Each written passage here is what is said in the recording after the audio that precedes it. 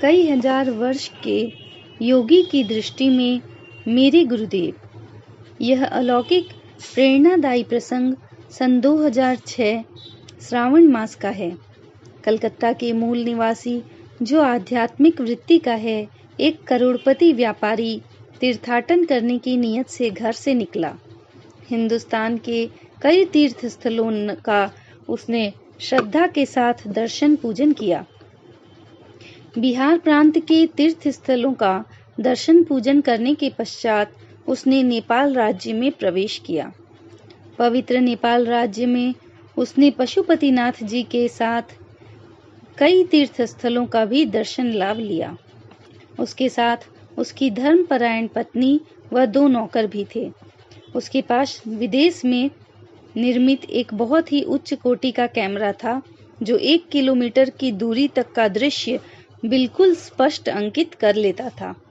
व्यापारी के इस विदेशी कैमरे में एक विशेष बात यह थी कि यह मौसम से बिल्कुल अप्रभावित था। कहने का तात्पर्य यह है कि आकाश में चाहे बादल छाए हों, पानी पड़ रहा हो, कोहरा हो या तेज आंधी चल रही हो, यह अपना कार्य निर्विघ्न रूप से करता ही था। इस व्यापारी ने जिन जिन तीर्थ स्थलों का भ्रमण किया, सभी का उसी कैमरे में फोटो भी लिया। साथ ही जिस तीर्थस्थली के पास पहाड़ या जंगल थे, उसने उनके भी सभी दृश्य कैमरे में ले लिए। तीर्थ यात्रा के अंतिम चरण में उस व्यापारी दंपति ने मां विंध्यवासिनी, काली खोह एवं त्रिकोण का दर्शन उत्तर प्रदेश के मिर्जापुर जनपद तथा काशी के विश्वनाथ, संकट मोचन, दुर्गा मंदिर और भगवान बुद्ध देव की तपस्थली सारनाथ का जनपद वाराणसी में दर्शन करने का संकल्प किया था। नेपाल हिमालय के बाद यह दंपति तीर्थ यात्रा के लिए मिर्जापुर जनपद आए और मिर्जापुर के सभी तीर्थ स्थलों का भ्रमण किया तथा फोटो के लिए तथा रात्रि विश्राम जनपद के शहरी क्षेत्र में किया। मां विंध्यवासिनी का एक भक्त ब्राह्मण ज्योतिष विद्या का विशेष जानकार है एवं इस व्यापारी दंपति का उससे कुछ वर्षों पहले परिचय हुआ था। व्यापारी दंपति अपने पूरे लाव लश्कर के साथ इन्हीं पंडित जी के यहाँ रुके। रात्रि विश्राम के अगले दिन नित्य क्रिया से निवृत्त होकर व्यापारी ने अपने कैमरे के सभी रीलें एक ख्याति प्राप्त स्टूडियो में अर्जेंट धुलने के लिए दे दी। उन्होंने अनुरोध किया कि उन्हें ये सभी फोटो दूसरे दिन सायंकाल तक अवश्य तैयार मिलनी चाहिए।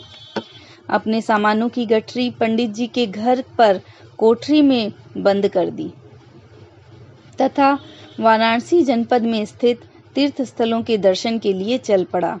उसने सारनाथ के साथ वाराणसी के सभी तीर्थों का दर्शन एवं पूजन किया तथा सबका फोटो लिया एवं देर रात मिर्जापुर अपने प्रवास वाले स्थान पर पहुंच गया। रात्रि निवास उसने ज्योतिषी के घर पर ही किया।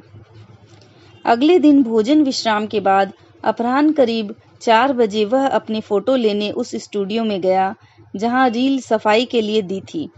सभी फोटो उसे मिल गए एवं उसने उन्हें दुकान पर ही देखना शुरू कर दिया।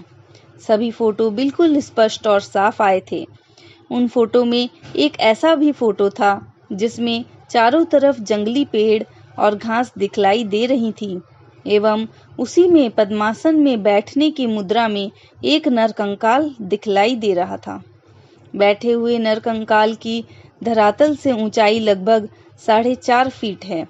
ऐसा प्रतीत होता था इस नरकंकाल के शरीर का पूरा भाग अर्थात मुखमंडल, शीश एवं जटाएं, मूछें, शीश भुजाएं, वक्षस्थल, कंधे, पैर एवं जंघाएं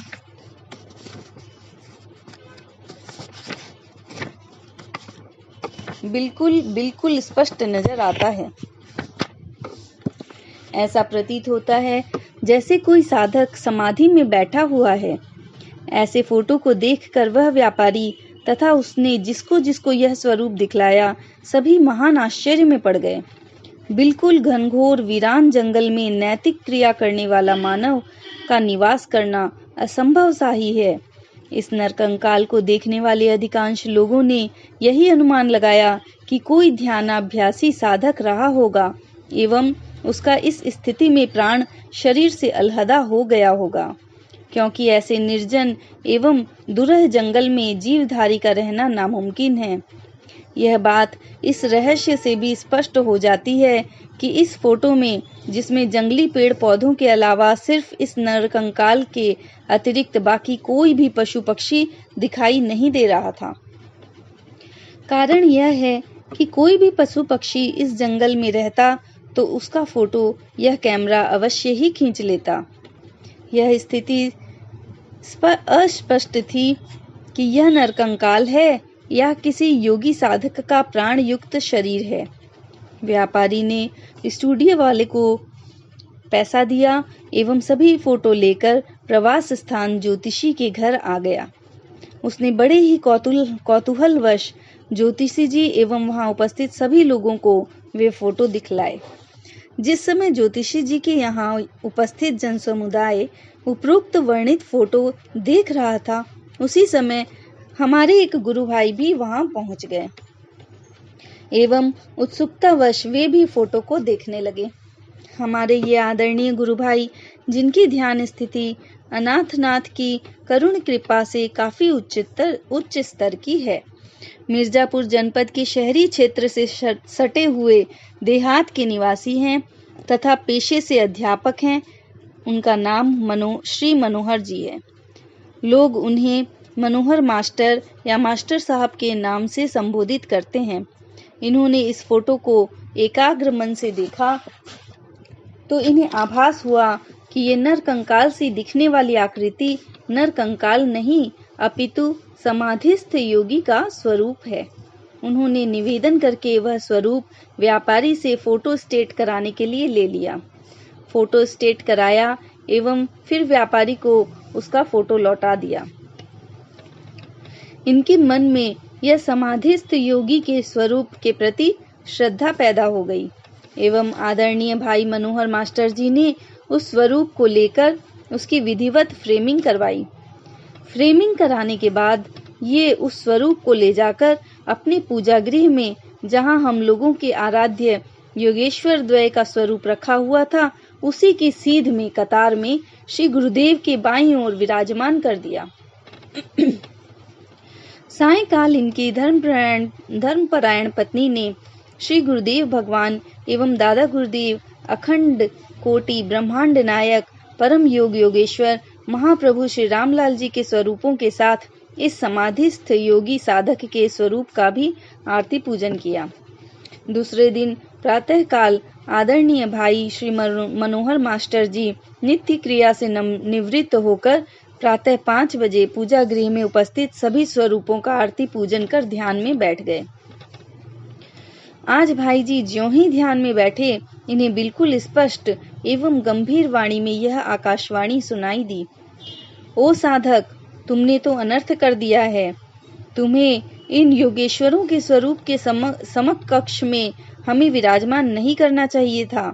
यदि तुम्हारे मन में हमारे प्रति श्रद्धा है और तुम हमें अपने पूजा गृह में रखना ही चाहते हो, तो इन स्वरूपों के चरण कमलों के नीचे, जिससे इनके त्रैलोक वंदित एवं योगियों के ध्येय भवभयहारी चरण कमलों का अलौकिक आध्यात्मिक प्रकाश हमारे शरीर में प्रवेश करता रहे, ऐसा स्थान बनाकर उस पर हमें विराजमान करा दो, अन्यथा इसे ले जाकर गंगा जी में प्रवाहित कर दो। ऐसी आकाशवाणी को सुनकर आदरणीय भाई श्री मनोहर मास्टर जी का शरीर प्रभु श्री योगेश्वर द्वय की योग प्रेम में काफी समय तक डुबकी लगाता रहा। काफी देर बाद ध्यान की प्रगाढ़ता कुछ कम हुई तो इन्होंने प्रश्न किया, महाराज आप कौन हैं और आप कब से समाधि में बैठे हुए हैं? इन्होंने उत्तर दिया, मैं महाभारत काल का एक योद्धा हूँ एवं उसी समय से ध्यान में बैठा हूँ। यह समय कौन सा चल रहा है इसका हमें बिल्कुल भी आभास नहीं। अब भाई जी की योगेश्वर दय हमारे गुरुदेव एवं दादा गुरुदेव के प्रति अगाध श्रद्धा पैदा हो गई थी एवं उस योगाभ्यासी समाधिष्ठ योगी के प्रति प्रति श्रद्धा समाप्ति की ओर अग्रसर थी। इसी बीच उन्हें फिर आकाशवाणी सुनाई दी, जो और किसी की नहीं उस महाभारत काल के बैठे योगी की ही थी। वह यह थी कि 7:30 बज चुके हैं। इन योगेश्वरों का अतुलनीय एवं अलौकिक प्रकाश मेरी सहन शक्ति से बाहर है, अतः मेरे स्वरूप को पहले गंगा जी में प्रवाहित कर दो, जल्दी करो। भाई जी तत्काल ध्यान से उठ गए, अपने योगेश्वर दय के चरणों में साष्टांग प्रणाम किया एवं महाभारत काल के उस समाधिष्ठ योगी के स्वरूप को ले जाकर श्री गंगा जी में सादर प्रवाहित कर दिया। श्रद्धादायक महान आश्चर्य होता है कि संपूर्ण आध्यात्मिक शक्तियों के एकमात्र स्वामी हमारे आराध्य देव योगीराज श्री चंद्रमोहन जी महाराज ने हम गुरु भाई बहनों के बीच रहकर अपने वास्तविक स्वरूप को पूर्णतः छिपाकर ऐसी योग लीलाएं की कि बाह्य आंखों से उन्हें कोई भी पहचान न सका। यह बात अलहदा है कि श्री महाप्रभु जी ने अपने जिस लाडले को चाहा अपना वास्तविक बोध करा दिया। अब इन्हीं शब्दों के साथ यह प्रसंग पूर्ण होता है। राम तुम्ही, घनश्याम तुम्ही, प्रभु तुम्ही हो डमरू वाले, सिद्ध गुफा सवाई वाले प्रभु, सिद्ध गुफा सवाई वाले। बोली श्री सद्गुरुदेव भगवान की।